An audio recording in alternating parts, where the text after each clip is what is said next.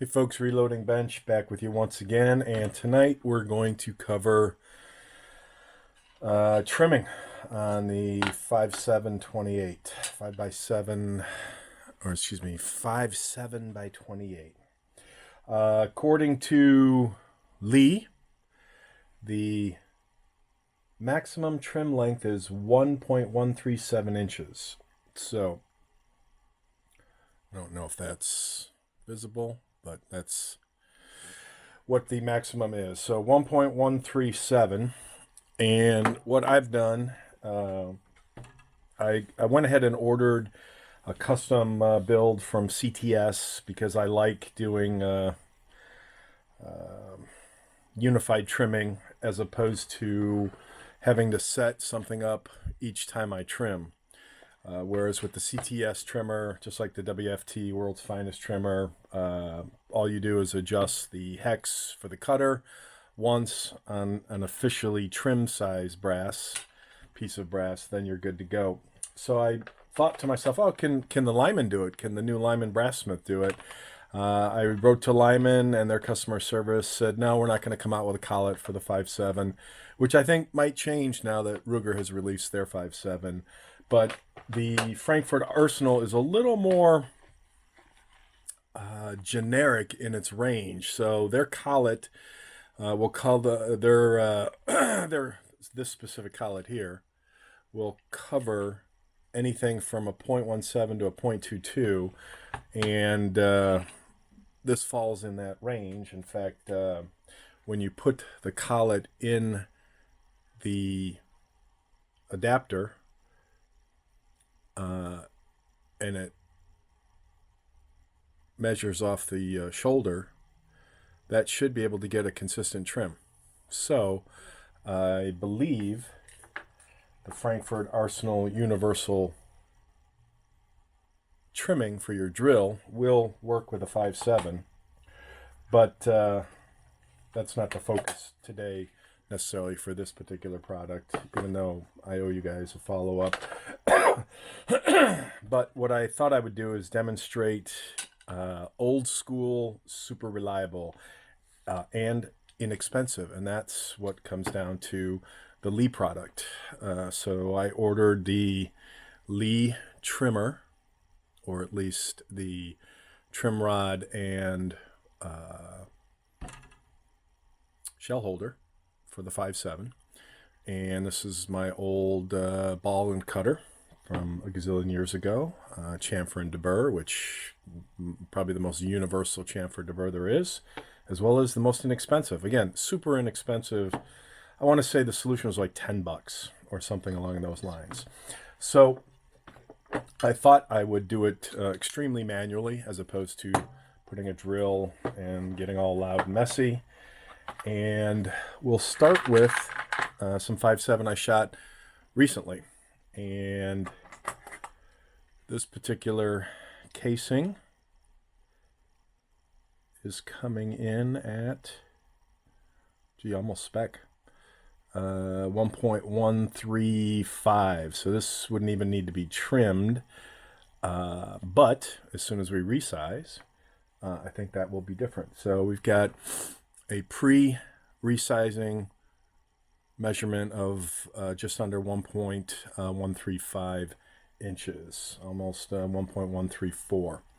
But in its current incarnation, this brass, I'm assuming, will not fit in my 5.7/28 case gauge. So we will resize. I've got my Lee set up, so you have to trust me that it's off to the side. Put a little case lube on it.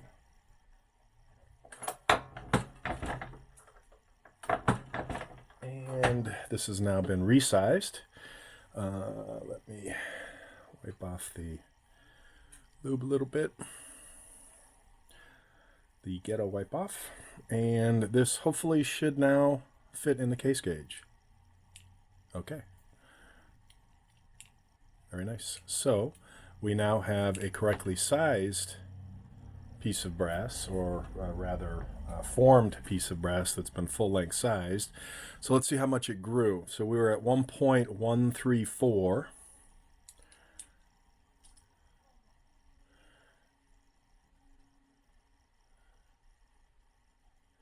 Now we're at 1.145, so just about 11 thousandths of an inch or so on its regrowth from being trimmed.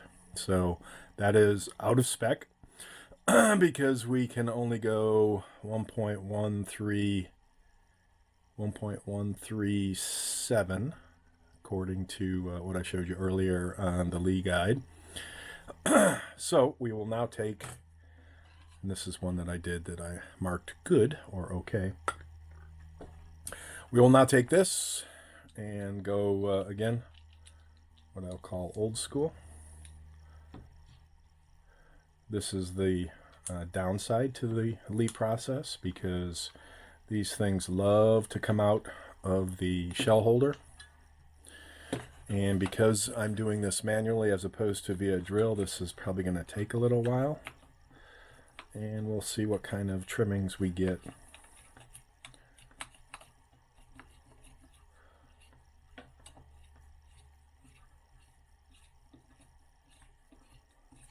This would go so quick in a drill, or even a Lee trimmer. And I believe the Lee trimmer that you can adapt to a die and either manually via the turn or with a drill. So I'm not getting any resistance now.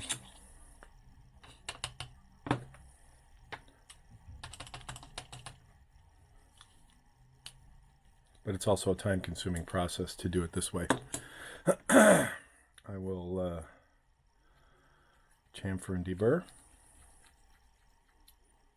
And there's not a whole lot of shell casing to work with here. A little harder to deal with. Big stubby fingers and a little tiny casing. And I'm spending obviously way more time than I normally would to get this done. All right, so there's my brass shavings. And if I remember right, this was at 1.145-ish. We started at 1.134, which was within spec lengthwise, but obviously it wouldn't fit in the case gauge, whereas this does. And now, because I have a little bit of, there's some Murphy's Law, a little bit of lube on there. I probably will not want to slide in and out as easily. All right, so let's see what we've got.